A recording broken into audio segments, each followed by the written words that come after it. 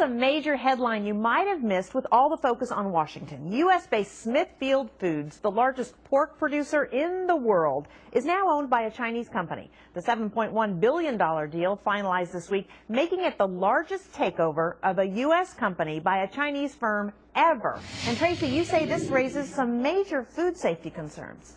They have no rules, Brenda. Who puts clenbuterol in pigs? I mean, this is crazy stuff, right?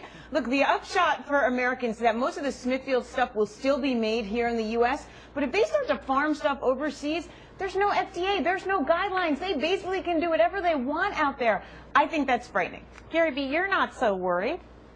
I am not. Look, the reason the Chinese are making this acquisition is so they can get more pork for themselves. And, you know, like people like Chuck Schumer are also against this, like Tracy. Well, I don't know what Chuck Schumer's worried about. It's still going to be overseen by these great government agencies like the U.S. DA and the, I forget the other one, I'm sorry. But my point is, this is going to be overseen. If the Chinese wanted somehow to poison us, they already would have done that through the 90% of the tilapia we get from that or the 50% of the apple juice we get from that. Yeah, but Jonas, China has been plagued by some major food processing scandals.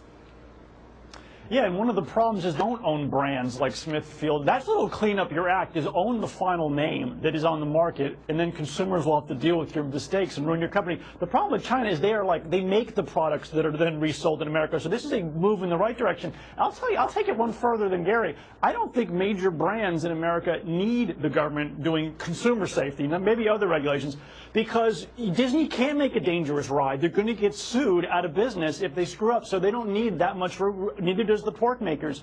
In China, they need it. And small companies are like a fly-by-night, say, fair coming through town needs government regulations for safety, but not a major name. They would go out of business very quickly if they did something unsafe. Bernard, what do you think of this? We should be very worried, not least of which because I actually agree with Tracy on something. Look, that's what's scary. The USDA has no authorization to do inspections in China. The FDA does not. And frankly, a big concern is if they start taking meat that is raised here, shipping it over there, having it processed there, then having it brought back here, we have no idea the standards that are used in the plant. And by the way, there's no point of origin labeling requirement. So consumers won't be able to tell if the meat was processed here, if it was processed in China, what sort of situation was going on with the factories, was clenbuterol involved. And, you know, Jonas, you may say eventually they'll get sued, but that's small consolation to the people that could get sick and die as a result of lax safety standards and inspection standards in China. Okay, John, you ready to eat some? If the government's good at the inspect, did they catch like the E. coli stuff? Like it seems like the marketplace catches it more than the government inspectors does, which is my point. Okay, I got to get John in here. You ready to eat some Smithfield bacon, John?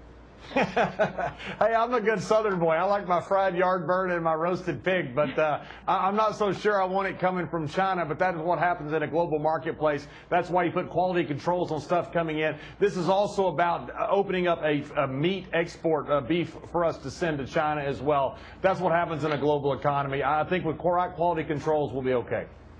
Okay, last word. Thanks, guys, and thanks to Bernard for joining us. We appreciate it. Thank you, brother.